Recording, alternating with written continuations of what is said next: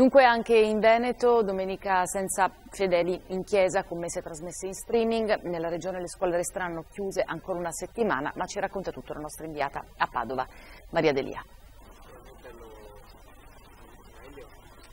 Domenica decisamente sottotono qui in Veneto, complice la pioggia, lo vedete, pochissime le persone in giro. Poco fa hanno chiuso anche alcune bancarelle religiose proprio perché non ci sono avventori. Un Veneto che si prepara un'altra settimana di emergenza, scuole e università chiuse fino al prossimo 7 marzo. Oggi le celebrazioni religiose sono sospese, i frati della Basilica di Sant'Antonio da Padova, lo vedete, terranno una funzione religiosa alle 19, la trasmetteranno via streaming sul web. Stop a cinema, teatri, a manifestazioni sportive. Si può entrare negli esercizi pubblici, nei ristoranti, ma rispettando la regola del dopplet. Significa mantenendo una distanza minima di sicurezza di 1 metro tra un cliente e l'altro, questo per evitare il propagarsi del contagio. In tutto, secondo l'ultimo bollettino fornito dalla regione, sono 223 i contagiati in Veneto.